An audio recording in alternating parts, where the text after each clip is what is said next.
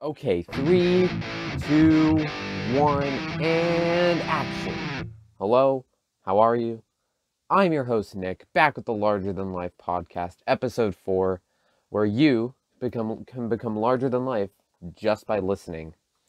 Today, we got a nice show today. We're going to be talking about how to keep in touch with your friends, how to have deep conversations with people, but also, I'm going to be reflecting on my school year and laying out some of my plans for the summer because this school year is finally over, and what a roller coaster it has been. So I'm coming in with some energy today. I'm feeling good. I'm awake. I love it. Great stuff.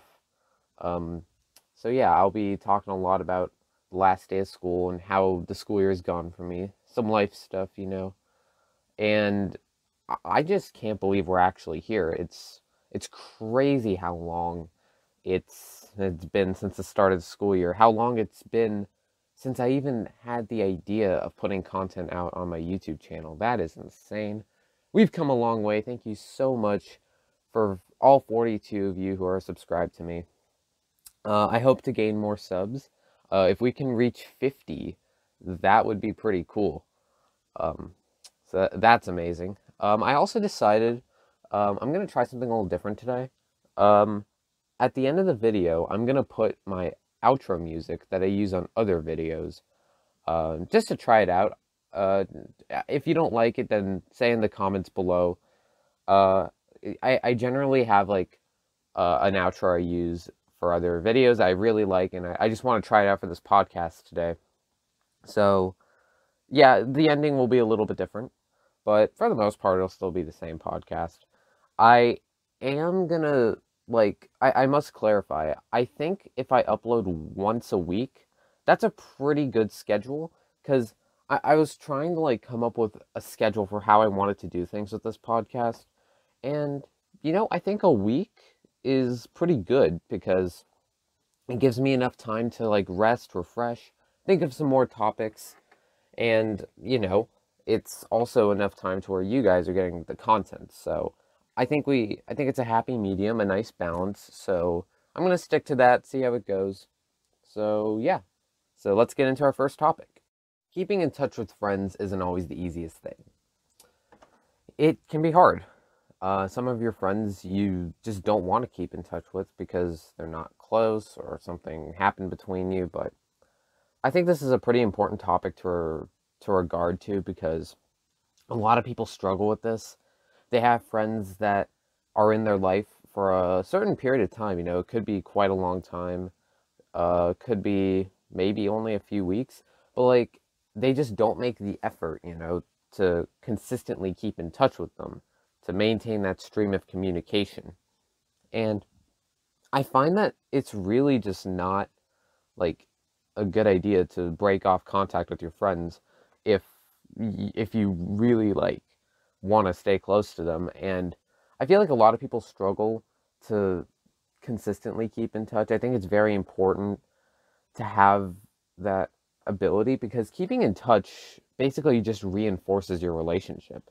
If you're making the effort to go out there and keep in touch with your friends and family and everyone else, it's something I'm trying to work on. And I must say, it's something that it goes a long way, because the other side can see that you're making an effort to connect with them, to maintain your relationship or whatever. So it's really valuable. And I don't have a whole lot to say about this, but I thought it was really important to talk about. It's it's a very it's hard to really do it over the summer, I've noticed, because a lot of my friends go to school, the same school as me, and when the school year's out, it's what now, right? Well, you don't really talk as much. um but I think this summer I'm going to try and talk to my friends more, uh call them and stuff, hang out with them. I'm going to make a greater effort to do that than I did in past years, where I basically didn't care about any of that, which is, not ideal. But I think due to the quarantine and COVID and all that, it just kind of forced us to, talk online with our friends and find different methods of communication and sometimes some of your best friends that you don't have a whole lot of alternate contacts to, they tend to fall out of favor a little bit, because if they don't have like a Discord or whatever, or if you don't have their phone number for some reason, like just something like that, then it's kind of hard to keep in touch with them, you know? So I think it's very important to be able to do that with your friends, to be able to just reach out to them. It doesn't have to be every day, but like every now and again, reaching out to your friends, just checking up on them, seeing how they're doing, you know? Just something like that. It goes a long way, trust me. So it's just one of those things that you got to be able to get good at and remember to do it. It should be high on your priorities, in my opinion, because friends are valuable. They're super valuable, because when you have somewhere, if there's something that you just feel like you can't really like talk to your family about, like I'm talking about like if it's something they don't relate to, if that's the case, then you can talk to your friends about it. And there's just certain things that friends can provide that you can't get from anywhere else. Like that's sort of where I'm going with that. And I really am not the best at keeping in touch, but I really should be better at it. And that's something I'm going to try to do this summer. I'm going to try just making sure I don't drift apart from my friends too much, because I don't have that many of them. I just have a few really close friends, and I want to, stay close friends with them. So I'll try doing that, you know. I know it doesn't always work out that way, but I'll try my best. I'll make sure it happens. It's not that hard. I must say this. Like, keeping in touch is not something that takes a whole lot of effort. It's just something that you got to put your mind to. You got to say, I really like this friend.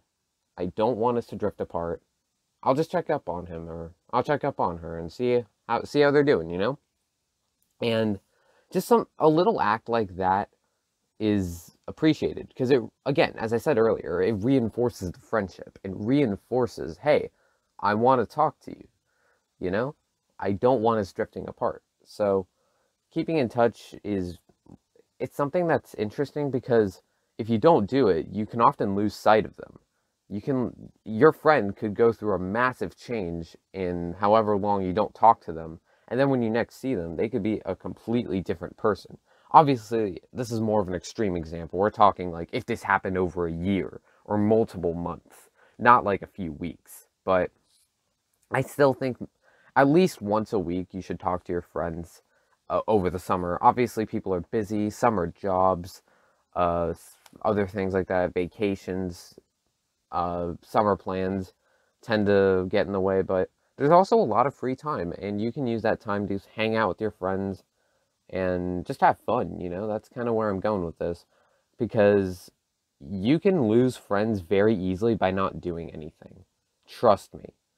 Like, if you just don't talk to them, they'll think you don't want to be friends with them, and then you're just kind of in a weird spot. So, my advice to you is just keep in touch. It's not that hard. It's a good sign of respect and loyalty, and I find it very valuable now that I think about it more. Again, it's something I really want to try doing more, but it's a bit of a habit. Like, it's one of those things you can just build up over time. It's not like this crazy, like, oh, there's this giant like thing I have to do, and then I achieve the ultimate goal of being able to keep in touch with people. No, it doesn't work like that. It's mostly just something that you practice on, work on, get good at remembering how to do it, and then it just becomes a habit, second nature. And being able to keep in touch with people helps build your relationships. Other people like you more as a result, if that even matters to you. All that stuff. So, yeah, just wanted to offer my 2 cents on that. I think it's very relevant because we're going into the summer where some people don't keep in touch very much with their friends, and they just kind of like don't talk to each other, that.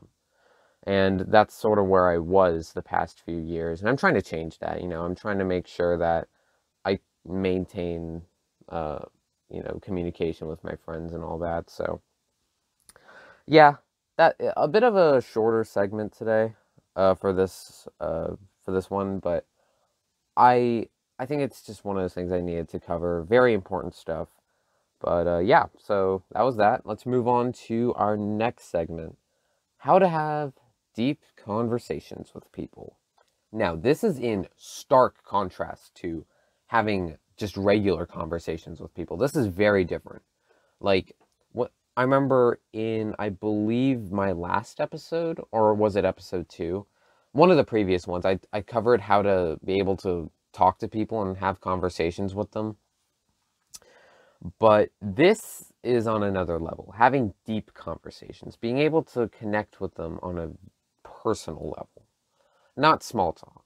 A lot of what I was talking about in that previous episode was basically like small talk and getting to know them better and stuff like that. But this is different. This is, just delving into their problems or sharing your problems with them.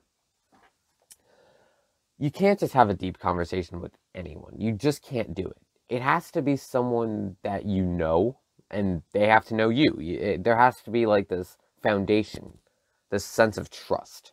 Trust is incredibly important for a deep conversation because you need to be able to trust the other person to not go around telling people all this stuff about you, or to trust that they'll be able to listen to your problems, maybe even help you through them, whatever it may be.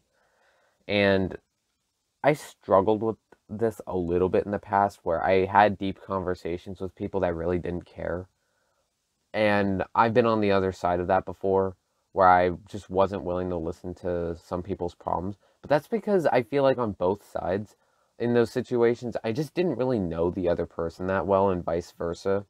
There just wasn't this foundation because the people I'm referring to, I had become like at the time I had just recently become friends with them.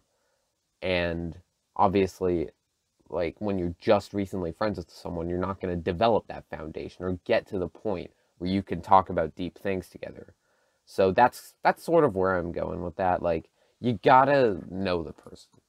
And I don't just mean know the person, you got to know them on a level that allows you to open up. And being able to open up, letting them open up to you, that's where it starts. And the reason I'm even talking about deep conversations to begin with is because you need to be able to have them in life. It's just one of those things that it's so important because if you can't tell people about your problems and if you can't listen to theirs, you're not really gonna be able to do much in life because confronting your problems with the help of other people is such a powerful skill. A lot of people aren't willing to open up about their problems to others because they're ashamed, they feel like they'll be judged.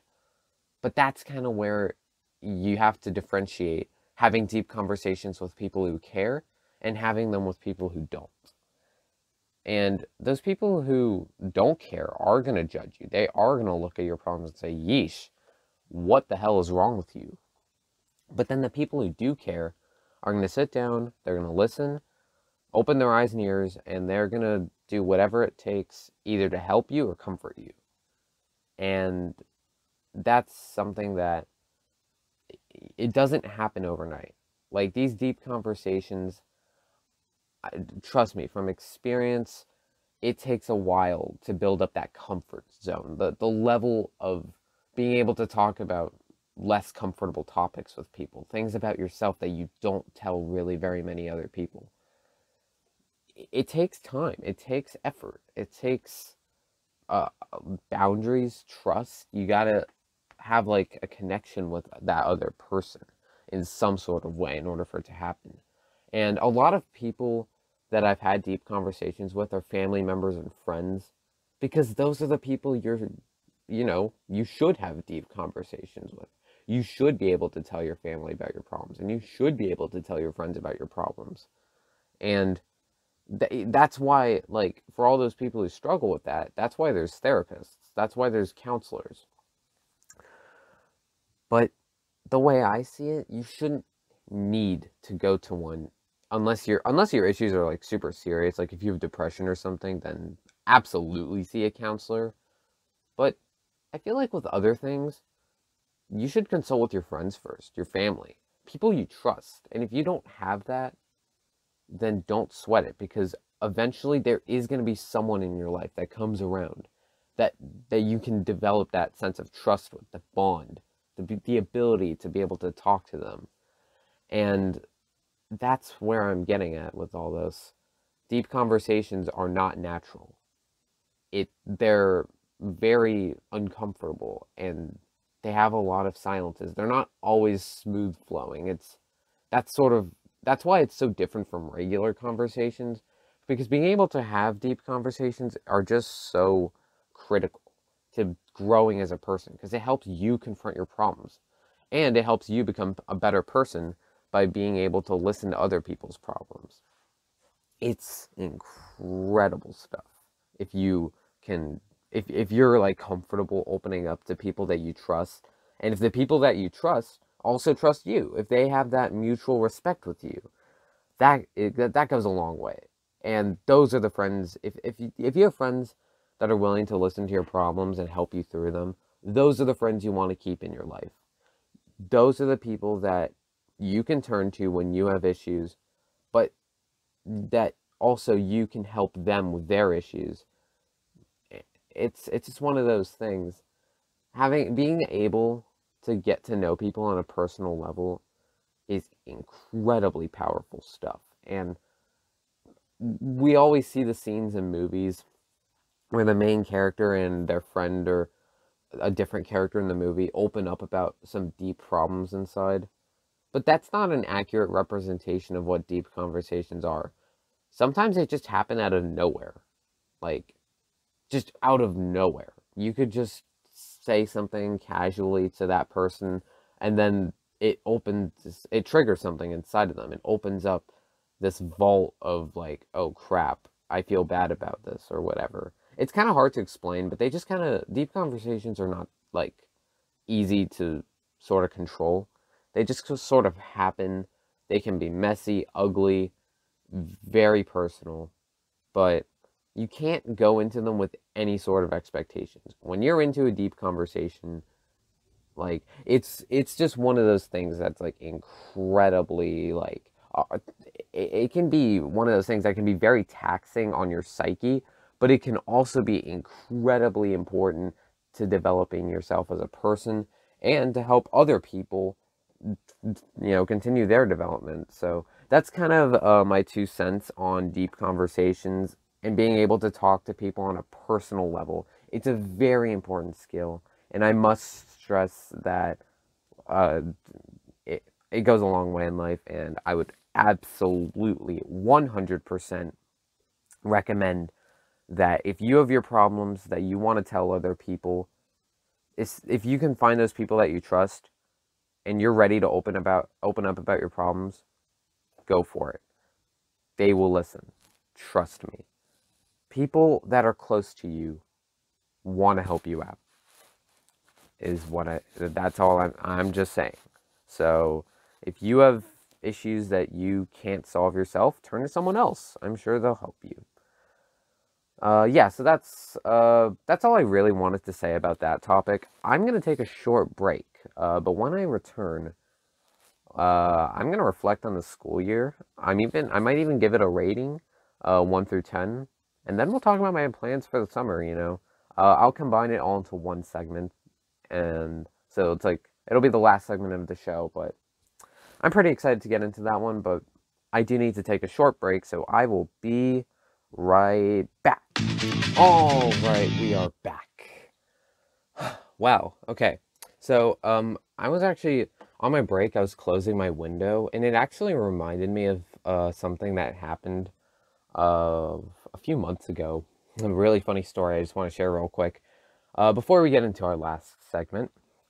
So, I believe it was a Thursday, a few months ago, I was taking a final for one of my classes, and right as I was about to start the final, I saw a wasp that at first I thought it was outside the window, but apparently it actually made it inside my room.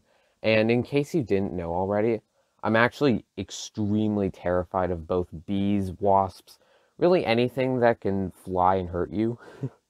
Especially bees and wasps, though. I am terrified of those things. So, right as I was about to take the final, right, I was frozen. Like, I was so scared. And I just didn't know what to do. And I kind of panicked, and I was like, oh crap, I got to take this final. What am I going to do? There's a wasp right by my window. And I knew I couldn't, like, get rid of it now because the final was about to start. So what I did was I actually took my final in my closet because it was safe from the wasp. And I mean, I was online, so I was able to drag my computer into the closet and take the final. And it was super uncomfortable, right? Because, I couldn't fit my chair in there, so it was kind of crazy. And I didn't really have a desk, so it was an utter mess. That's kind of the best way to put it.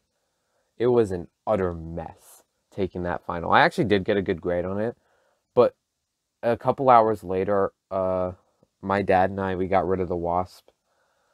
We replaced the screen on my window because I think it had a hole in it because that's how the wasp got in.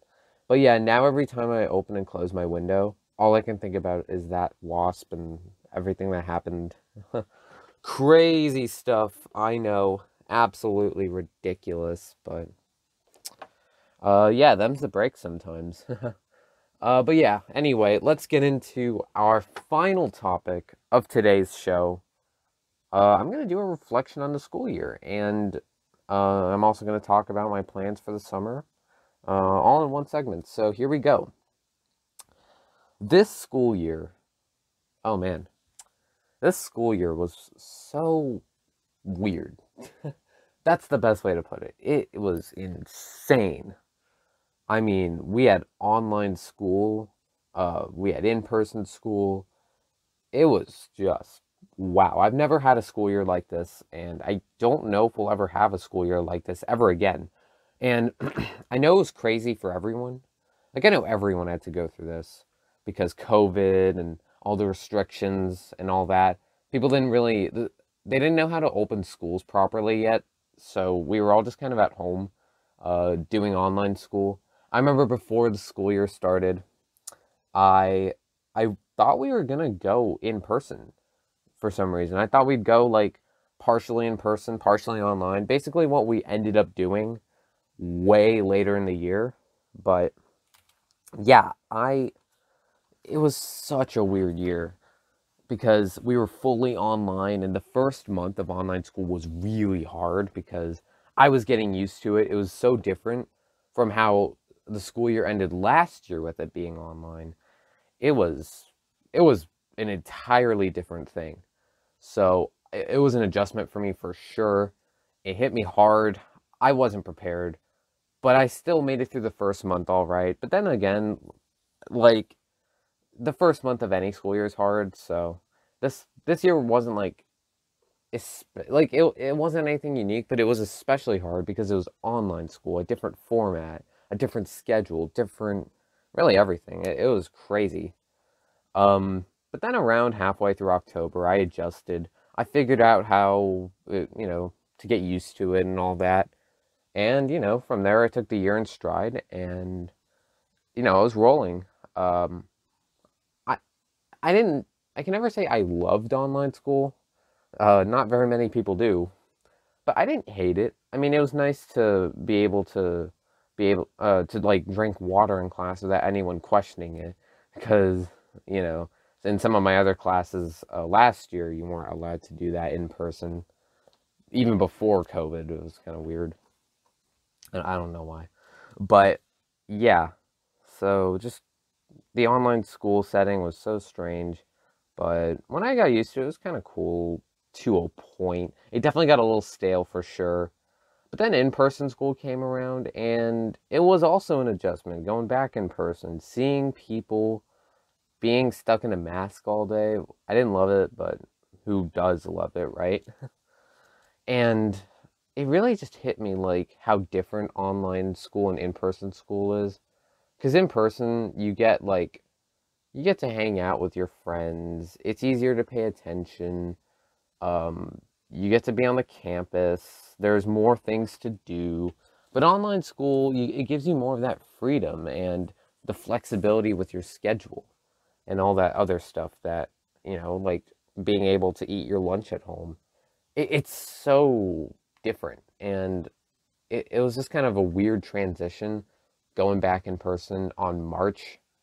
And I will say, I think the school year got better as it went along. Obviously, when I started making memes, and of course, this podcast, I feel like the year really picked up from there. I loved making content in my free time, and I became happier as a result. And I think that really helped me through the year because I took an AP test, because I was taking an AP class, and it was just such a weird year. But I'm glad it's over. But I'm also not happy. I'm not excited for next year. I mean, every school year gets harder. It is what it is. But yeah, I think this school year overall was really not as bad as some people say it was. I talked to some of my friends, some other people I know. They were all like really like they hated this school year. They said, "Oh, like it was a 4 out of 10, 3 out of 10, like bad." And I'm like, "No, it really wasn't honestly that bad." Especially for me. I feel like I took good classes that made the transition to online school, the temporary transition, easier. And I think I really like how the year ended. It got better. I got good grades in my finals, and I ended off on a high note. Today's the last day, and it doesn't even feel like the last day because all we really had to do for my classes was just fill out Google Forms, and then we're done. So yeah, I honestly, this school year, pretty good. Well, relative to what other people say, I'm gonna give it a rating that might shock you, might not. I give this school year, drum roll please, a 6 out of 10, which honestly is being a little nice. If I were mean, I would have given it a 5, but a 6 out of 10, considering how crazy this year was, how disorienting everything was, and all the chaos with COVID and the vaccine and all that. The fact that the school year, I ended it off well. It got better as it went along. I adjusted to it. I I mean, I honestly, a 6 out of 10 is pretty fair. It wasn't the greatest school year. It really wasn't. But the fact that it just got better and that I enjoyed it more and all this other stuff, I'll take it. I'll take the 6 out of 10. It really, like, I'm happy with that. It honestly could have been worse. So, yeah, 6 out of 10. I'm excited for the summer though. So my plans for the summer, let's see, what am I gonna do? I am gonna be working a part-time job at my dad's office, so that's gonna be pretty cool. I look forward to that. I'll be getting my, I should be getting my permit soon. We'll see about that. I'm gonna go on, I think, a vacation with my family, but that's not finalized. I think I'm going to like this, I think I'm going to like this camp in August or something. So that's pretty cool. And I'm, of course, gonna keep going with this podcast, gonna keep making other content, and yeah, I really, I'm really excited for this summer because I have a lot of stuff to do. I mean, that was just scratching the surface. We'll see what else comes up, but that's kind of like the basic outline. I'm going to try and spend time with my friends more. As I said in the first segment, I'll try keeping in touch with them. And yeah, I really look forward to the summer. Absolutely. I am so excited. Oh man. Yeah, it's crazy. I mean, it's here. And I think the number one goal is to try and make it more exciting than last summer, because last summer was incredibly bland and incredibly boring, and nothing really happened, and everything was restricted, and it kind of sucked. I'm not gonna lie. Last summer was not good, like overall. But I have high hopes for this summer. I really do. I like where my plans are at. I've got a lot to do, and I'm really excited for it. I've been waiting for this summer for a while. This school year was tiring, so I'm so, So glad it's here. And yeah, so that's kind of how I wanted to wrap up the show. That was my last segment for today. So thank you so much for listening. Be sure to subscribe if you haven't already. Share this video with your friends, family, whoever else you feel like needs to see it. And